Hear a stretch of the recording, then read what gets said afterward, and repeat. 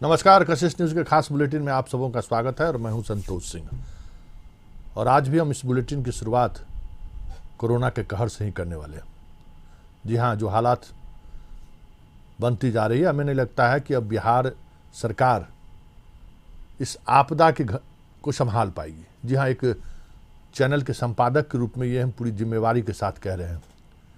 हालात कुछ कमोबेश उसी तरीके से बिगड़ने लगी है जिस तरीके से हम चर्चा सुनते थे इटली, ब्राज़ील और वुहान में। ऑक्सीजन सिलेंडर अस्पताल को उपलब्ध नहीं हो पा रहा है। कई तरह की समस्याएं हैं, जिन समस्याओं को देखते हुए और प्रशासन की का जो रवैया है, वो रवैया पिछले वर्ष की तुलना में अगर हम बात करें तो 90 और 10 इतना फर्क है कोरोना से लड़ने को लेकर। कोई तैयारी नहीं है, ये साफ दिख रहा है। और उसका दंश बिहार की जनता भुगत रही है। चलिए तो हम आज शुरुआत हम कोरोना की खबर से करते हैं।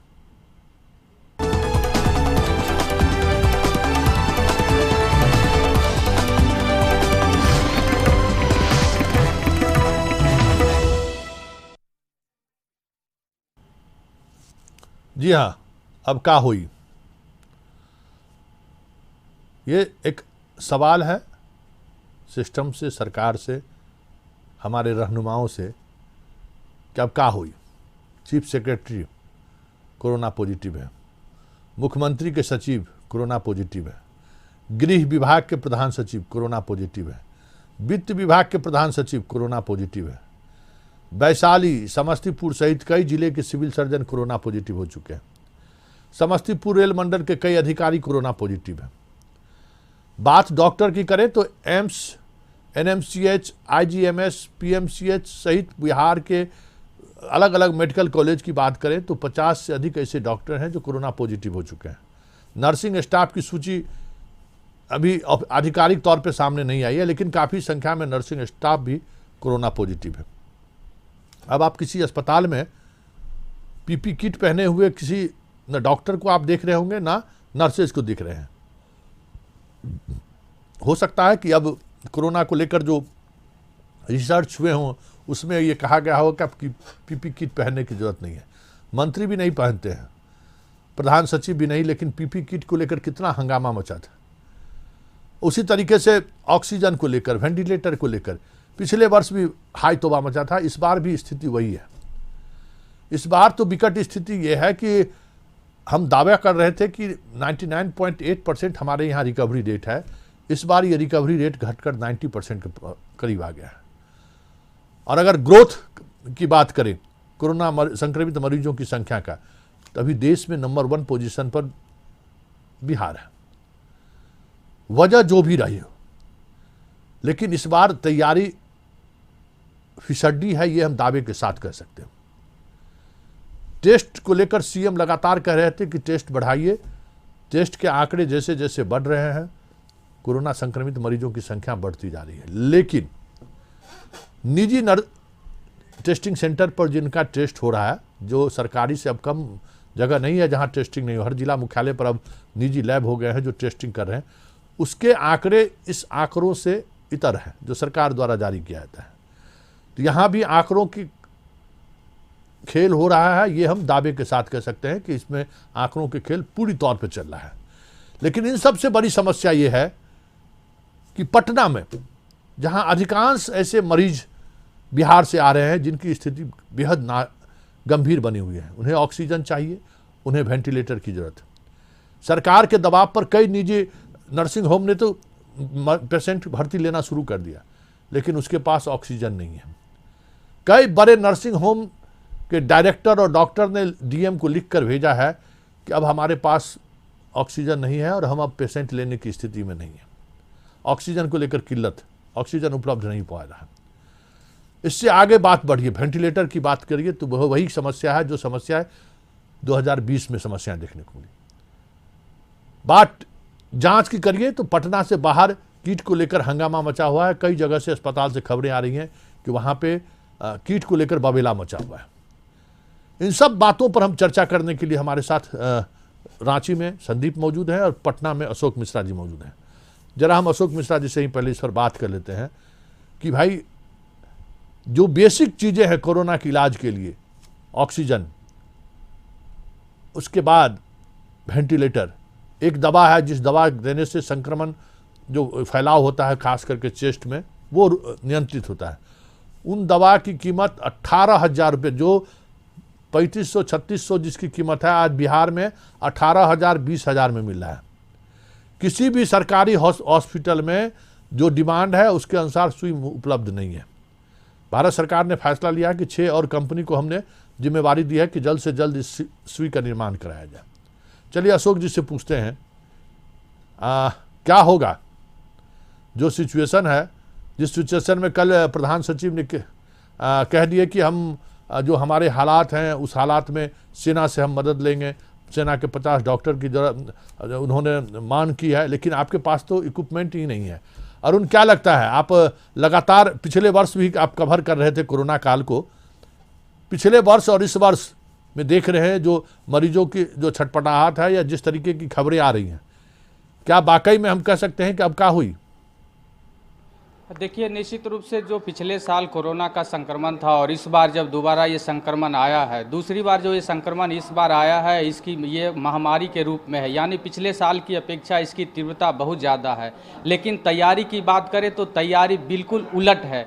पिछली बार सरकार के तरफ से, चाहे वो केंद्र सरकार हो या राज्य सरकार हो, कई तरह की तैयारियां की गई थी और जो भी कोरोना जांच से लेकर और उसके पॉजिटिव होने के बाद आइसोलेशन से लेकर, क्वारंटीन से लेकर और अस्पताल में इलाज से लेकर कई तरह के इंतजाम किए गए थे।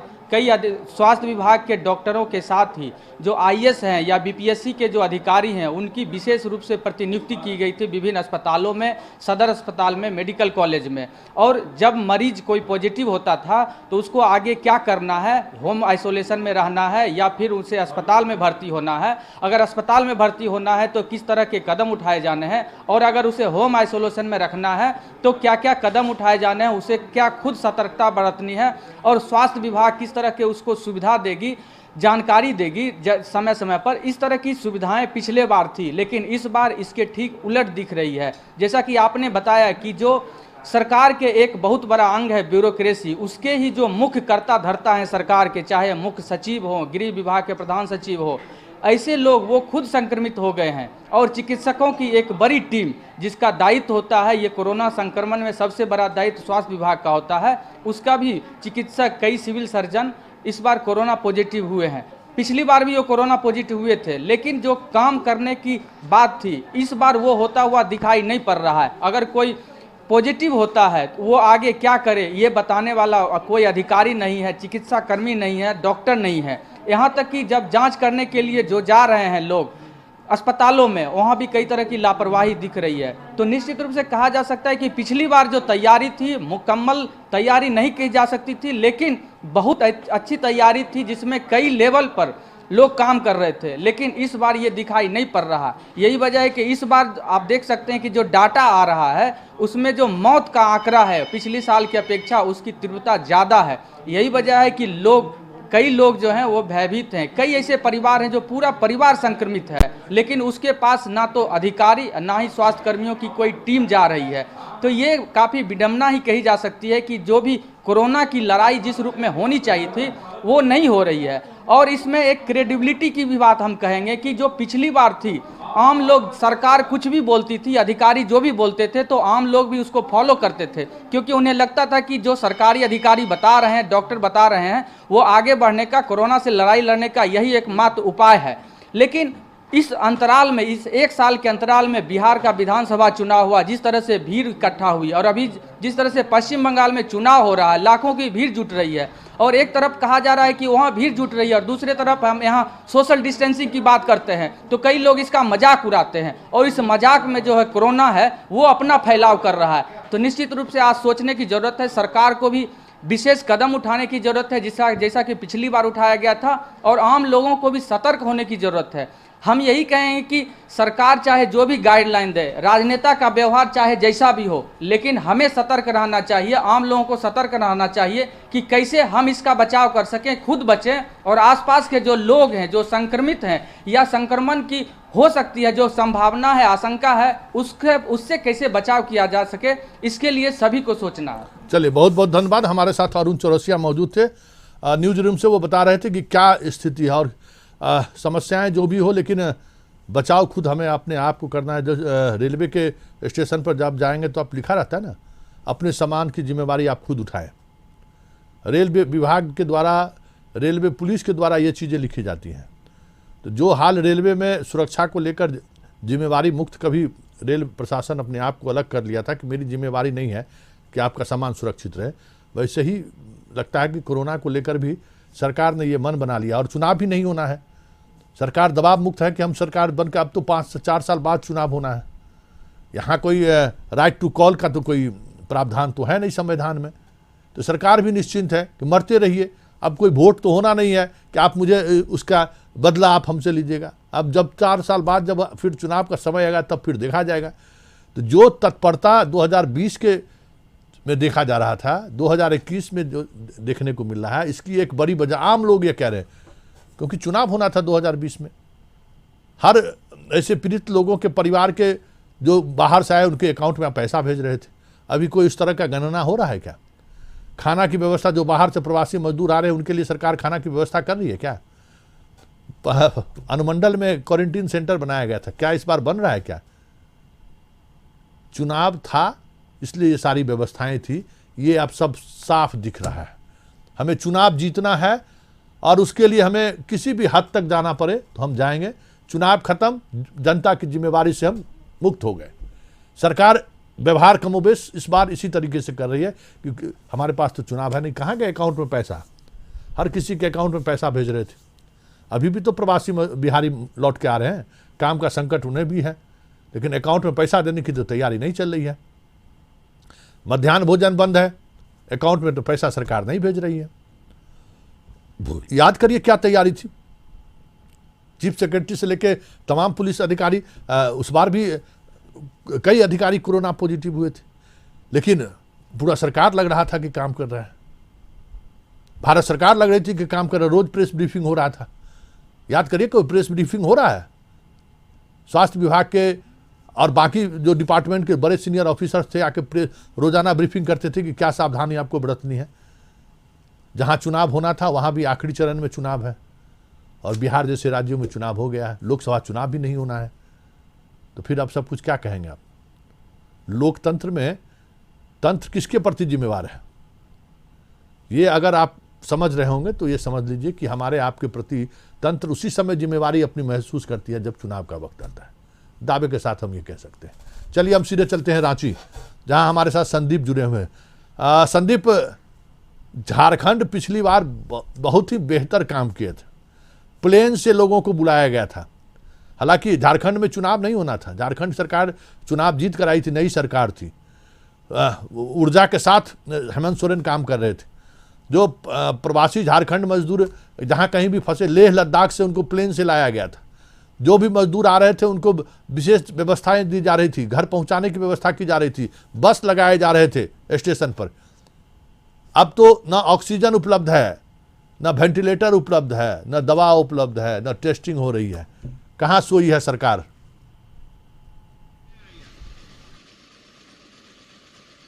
यदि झारखंड की बात करें तो लगातार पिछले 10 दिनों से जो आंकड़ा का रफ्तार बढ़ रहा है वह थमने का नाम नहीं ले रहा है। यदि कल की बात करें तो 3200 संक्रमित मरीज मिले हैं पूरे झारखंड से, और 31 लोगों ने सिर्फ कोरोना से अपनी जानें गंवाई हैं। वहीं झारखंड की स्थिति यह है कि झारखंड में भी 1000 से 1200 प्रत्येक दिन संक्रमित मिल रहे हैं, और कल भी यह आंकड़ा उसके पार ही रहा। रांची की यदि सिर्फ बात करें तो 7 लोगों की कल मौत हुई है। और जो स्थिति पहले फेज में यानी पिछले साल जो सरकार का जो कार्य था वह काफी सराहनीय था, पर इस बार की यदि दूसरी फेज की बात करें तो वह स्थिति यहाँ पे देखने को नहीं मिल रही है, क्योंकि कई ऐसे संक्रमण जो है कोरोना का वह लगातार बढ़ रहा है। पर पूरी सरकार कह सकते हैं मधुपुर उपचुनाव होना है 17 तारीख को, उसमें जुटी हुई है। सिर्फ स्वास्थ्य मंत्री जो सूबे के हैं वे रांची में है और वे अस्पतालों का निरीक्षण कर रहे हैं और कहीं ना कहीं जो मरीज हैं उनको सुविधा प्रदान हो इसकी व्यवस्था कर रहे हैं। पर शायद यही वजह है कि जो सरकार की जो कमियां इस बार देखने को मिल रहा है और उसको लेके लोग भी परेशान हैं और जो मृतकों का आंकड़ा है या फिर संक्रमण का जो दर है वह लगातार बढ़ रहा है, जिसपे अंकुश नहीं लग रहा है। पिछली बार यदि बात करें तो 2020 में जो संक्रमण का शुरुआत हुई थी उस वक्त सराहनीय काम झारखंड सरकार की रही थी, जिसकी वजह से जो संक्रमित मरीजों का आंकड़ा था उसे रोकने में सरकार कामयाब हुई थी या पूरे प्रशासन कह सकते हैं कामयाब हुई थी। पर इस बार वह देखने को नहीं मिल रहा है, क्योंकि इससे पहले यदि 3 दिन पहले की बात करें तो महाराष्ट्र से एक ट्रेन आई थी झारखंड, और झारखंड हटिया स्टेशन पहुंचने से पहले ही सभी जो यात्री थे लगभग 300 यात्री वे रास्ते पे ही उतर गए थे। सिर्फ 25 जो यात्री थे वही रांची पहुंचे थे जिनकी टेस्टिंग की गई थी, क्योंकि एक सबसे बड़ी वजह देखने को मिल रही है कि जिन राज्यों में यदि संक्रमण अधिक है, जैसे यदि महाराष्ट्र की बात करें तो चरम पे है वहां पे कोरोना संक्रमण,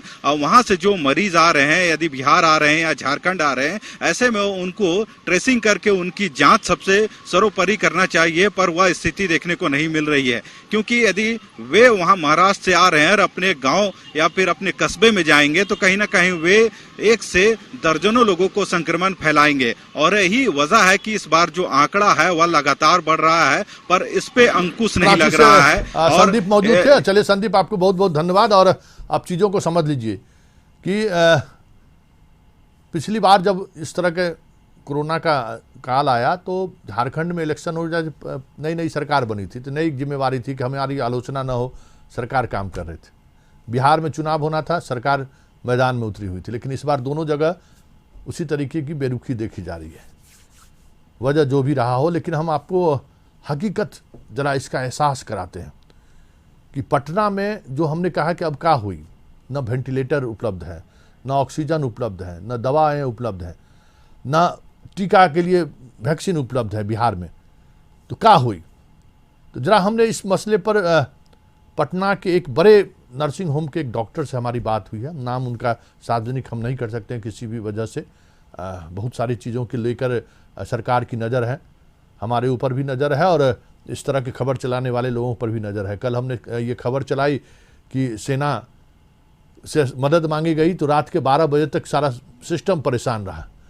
कुछ हमारे सहकर्मी मित्र इस खबर को कैसे खंडन किया जाए इसकी तैयारी में जुटे रहे, लेकिन जो सत्य था वो सत्य था, वो चीज़ें सामने आ गई, सुबह के अखबारों में भी वो खबर आई।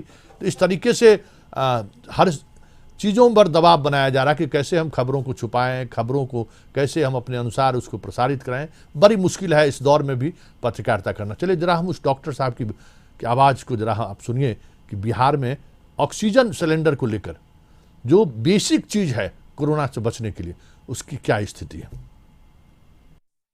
हाँ डॉक्टर साहब नमस्कार, हम कशिश न्यूज से संतोष बोल रहे हैं। ये नमस्कार। हाँ, ये लगातार खबरें आ रही हैं और हम लोगों ने इसकी तहकीकात भी की है कि पटना के जो नर्सिंग होम है, सरकार और प्रशासन की तरफ से तो ये दबाव बनाया जा रहा है कि आप लोग ट्रीटमेंट कीजिए, लेकिन हालात ये है कि अब ऑक्सीजन के सिलेंडर उपलब्ध नहीं है। क्या सत्यता है इसकी? ये पूर्णतः सत्य बात है सर। ऑक्सीजन की जितनी रिक्वायरमेंट है उनकी सप्लाई नहीं आ रही है। इसके जो हमारे पटना पहले से प्रोडक्शन हाउस हैं, मेरी उनसे बात हुई लगातार, 3 जगह पे प्रोडक्शन है पटना में। तीनों जगह कहना है कि हम अपनी क्षमता से कई गुना ज्यादा प्रोडक्शन कर रहे हैं सर, लेकिन रिक्वायरमेंट जो है तो 10 गुना ज्यादा बढ़ गई है। और दूसरी बात है गवर्नमेंट का जो इसमें गाइडलाइन है, जो उन्होंने अभी दिया है गाइडलाइन कि 50% सिलेंडर जो है प्रोडक्शन का वो सरकारी हॉस्पिटल में सप्लाई किया जाए, जहाँ कोविड का डेडिकेटेड सेंटर बनाया गया है, और 50% जो है सो सारे निजी अस्पताल को दिया जाए। जबकि स्थिति यह है कि सरकारी हॉस्पिटल से ज़्यादा मरीज प्राइवेट निजी अस्पताल में इलाजरत हैं। तो सरकार को मतलब सरकारी और प्राइवेट में इन चीज़ों को नहीं बांटना चाहिए, क्योंकि ऑक्सीजन चाहे प्राइवेट हॉस्पिटल में इलाज हो रहा हो या सरकारी हॉस्पिटल में इलाज हो तो रहा है देश की जनता का ही, बिहार की जनता का ही। और कहीं भी दिक्कतें आएगी तो जान तो इंसान का ही जाएगा। दूसरी बात क्या है कि बहुत बड़े स्तर पे तो तैयारी इसके लिए की नहीं गई थी। तो अभी सबसे बेसिक रिक्वायरमेंट जो है कोरोना पेशेंट का, कोविड पॉजिटिव पेशेंट का इलाज के लिए, वह है ऑक्सीजन की। दवाइयाँ आप आगे पीछे दे करके उसको सेटल कर सकते हैं। वेंटिलेटर की रिक्वायरमेंट अभी भी जो है तो 5 से कम परसेंट की मरीजों को जरूरत पड़ रही है, लेकिन ऑक्सीजन की जरूरत जो भी पेशेंट हॉस्पिटलाइज हैं, हॉस्पिटलाइज इस स्थिति में होते हैं या हॉस्पिटल में हम लोग लेते भी इस स्थिति में जब उनको ऑक्सीजन की रिक्वायरमेंट हो। जब तक ऑक्सीजन की रिक्वायरमेंट नहीं होती है तो सब मरीज जो है तो होम क्वारंटाइन होते हैं। बहुत धन्यवाद। हमारे साथ डॉक्टर पटना के एक बड़े नर्सिंग होम के ये डॉक्टर भी हैं, मालिक भी हैं, और नाम डिस्क्लोज हम नहीं कर सकते हैं, लेकिन स्थिति यही है कि अधिकांश अस्पतालों में अब ऑक्सीजन को लेकर मारामारी वाली स्थिति उत्पन्न हो गई है। कल शाम को कई अस्पतालों में इस बात को लेकर बबेला मचा कि ऑक्सीजन नहीं, हम पेशेंट लेने की स्थिति में नहीं है। बेसिक रिक्वायरमेंट है ऑक्सीजन इस लड़ाई से लड़ने के, बाहर निकलने के लिए।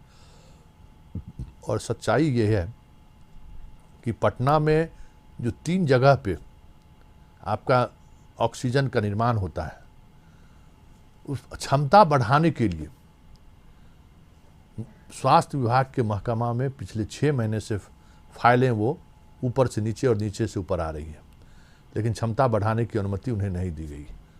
और आज इस संकट में प्रशासन आग्रह कर रहा है कि आप अपने उत्पादन क्षमता को बढ़ाएं, जबकि इनका सारा मटेरियल बिहार से बाहर से आता है। एक विकल्प है कि बरौनी में जो भारत सरकार की कंपनी है वो वहाँ ऑक्सीजन बनाने की काम करती है, जो औद्योगिक क्षेत्रों में जिसका काम होता है।